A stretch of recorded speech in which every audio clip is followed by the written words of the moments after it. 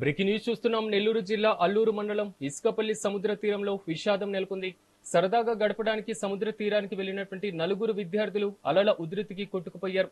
గల్లంతైన వారంతా అల్లూరు గ్రామ పంచాయతీ ఎరపగుంట ప్రాంతానికి చెందిన వారిగా గుర్తించారు. గాలింపు చర్యల సమయంలో ఇప్పటికే ఒక విద్యార్థి మృతదేహం తీరానికి కొట్టుకొచ్చింది. ఇక మిగిలిన ముగ్గురు ఆచూకీ కోసం మెరైన్ పోలీసులు స్థానిక జలచరులతో సంబంధించి సహకారంతో తీవ్రంగా గాలిస్తున్నారు. ఈ ఘటనపైన ఎర్రపుగుంట గ్రామంలో విషాద ఛాయలు అలుముకున్నాయి.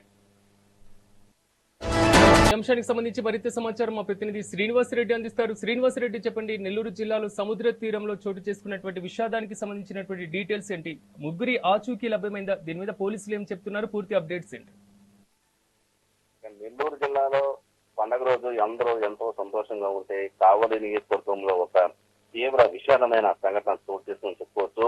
పండగ పూట సరదాగా నలుగురు విద్యార్థులు సముద్రంలో ఈతకి వెళదామని చెప్పి వెళ్లారు. ఈ నలుగురు కూడా ఈ యొక్క అలలకు లోపలికి వెళ్లిపోయి చనిపోవడం జరిగింది. 2 మృతదేహాలు ఒడ్డుకు కొట్టుకొచ్చాయి. మరో 2 మృతదేహాల కోసం ఇటు గజ్జి ఈతగాళ్లు తీవ్రంగా గాలింపు చేపట్టారు. ఇటు అల్లూరు మండలం ఇసుకపల్లి సముద్ర తీరంలో ఈ ఘటన చోటు చేసుకుంది. అల్లూరు పంచాయతీ ఎర్రకుంట వాసులుగా వీళ్ళని గుర్తించారు. ఈ నలుగురు కూడా ఎస్టీ కులానికి చెందిన విద్యార్థులు. వీళ్ళంతా కూడా ఇటు 8th క్లాసు 9th క్లాసు చదువుకుంటున్న చిన్న పిల్లలు. తీరానికి కొట్టుకొచ్చిన ఇద్దరు విద్యార్థుల మృతదేహాలను పోలీసులు వాళ్ళ బంధువులకి అప్పచెప్పడం జరిగింది. మిగతా ఇద్దరి కోసం తీవ్రంగా గాలిస్తున్నారు. ఇటు మెరైన్ పోలీసులు స్థానిక సహకారంతో కూడా గాలింపు చర్యలు చేపట్టారని చెప్పుకోవచ్చు. చనిపోయిన వాళ్ళల్లో ఇటు ఒక నలుగురు విద్యార్థుల పేరు చూస్తే అమ్ములు అనే విద్యార్థి 14 సంవత్సరాలని చెప్పుకోవచ్చు. ఇతను 9వ తరగతి చదువుతున్నాడు. అదేవిధంగా ఈగ బాలకృష్ణ 15 సంవత్సరాలు, అదేవిధంగా అభిషేక్ 16 సంవత్సరాలు, అదేవిధంగా సుధీర్ 15 సంవత్సరాలు. వీళ్ళు నలుగురు కూడా అదే గ్రామానికి చెందిన విద్యార్థులు. ఈ రోజు కనుమ పండుగ కాబట్టి బంధువులు ఇళ్లలో అంతా సరదాగా ఉంటూ మధ్యాహ్నం సమయంలో అలా ఈత కోసం సముద్రానికి వెళ్లారు. సముద్రంలో ఈత కొడుతూ కొంచెం ముందుకు వెళ్ళగా ఈ యొక్క అలలు అలా లోపలికి లాగేసినట్టు తెలుస్తా ఉంది. దీంతో నలుగురు విద్యార్థుల కోసం ఇటు తల్లిదండ్రులు గంటల తరబడి ఇటు బంధువులలో అదేవిధంగా చుట్టుపక్కల ముమ్మరంగా గాలించారు.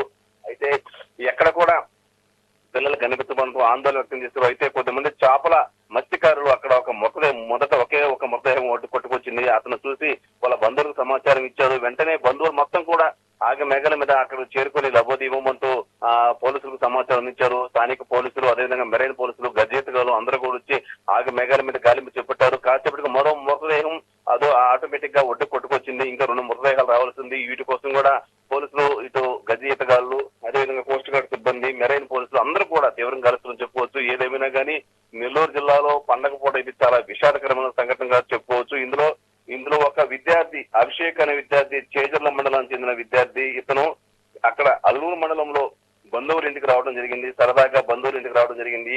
ఈ యొక్క బంధువుల ఇంటికి వచ్చి ఈ విద్యార్థి మృతి చెందాడు. మిగతా ముగ్గురు స్థానికంగా ఉండేవాళ్ళే. ఈ ఒక్క విద్యార్థి ఇటు చేజర్ల మండలం నుంచి బంధువుల ఇంటికి వచ్చి ఈ యొక్క అల్లూరు మండలం ఇసుకపల్లి సముద్ర తీరంలో ఇటు ప్రాణాలు కోల్పోవడం జరిగింది. ఏదేమైనా కానీ ఈ సంఘటన తీవ్ర దిగ్భ్రాంతికి గురి చేసిందని చెప్పుకోవచ్చు. ఇటు స్థానిక ఎమ్మెల్యే కావ్య కృష్ణారెడ్డికి విషయం తెలిసిన వెంటనే అధికారులను అప్రమత్తం చేశారు. వెంటనే పోలీసులు, రెవెన్యూ, అదేవిధంగా ఇటు మెరైన్ పోలీసులు, అదేవిధంగా కోస్ట్ గార్డ్ సిబ్బంది, గర్జితలు అందరూ కూడా ఎమ్మెల్యే కావ్య కృష్ణారెడ్డి దగ్గరుండి అంటే ఎమ్మెల్యే ఫోన్ ద్వారా అందరిని అలర్ట్ చేసి అందరిని కూడా సముద్ర తీరానికి పంపించే విద్యార్థుల మృతదేహాలను ఎలాగైనా ఒడ్డుకి తీసుకోవాలని చెప్పి ఆదేశాలు జారీ చేశారు. దీంతో ఎమ్మెల్యే ఆదేశాలతో అధికారులు కూడా ఆగ మేఘాల మీద ఆ యొక్క మిగతా ఇతర మృతదేహాల కోసం తీవ్రంగా గాలిస్తా ఉన్నారు. ఇప్పటికైతే 2 మృతదేహాలు ఒడ్డుకొచ్చాయి. మిగతా 2 మృతదేహాల కోసం తీవ్రంగా గాలిస్తా ఉన్నారు. సాయంత్రానికి బహుశా గజ్జెత్తగాళ్ళు మిగతా 2 మృతదేహాలను కూడా బయటకు తీసుకొచ్చే అవకాశాలు కనిపిస్తున్నాయి. దీంతో ఇటు కావలి నియోజకవర్గంతో పాటు జిల్లాలో కూడా తీవ్ర దిగ్భ్రాంతిని గురి చేసిందని చెప్పుకోవచ్చు.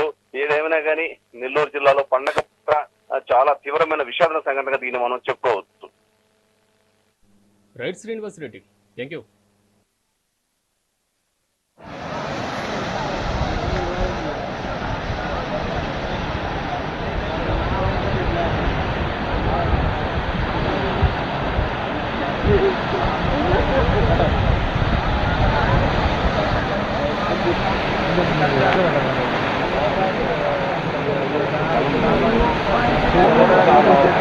Apa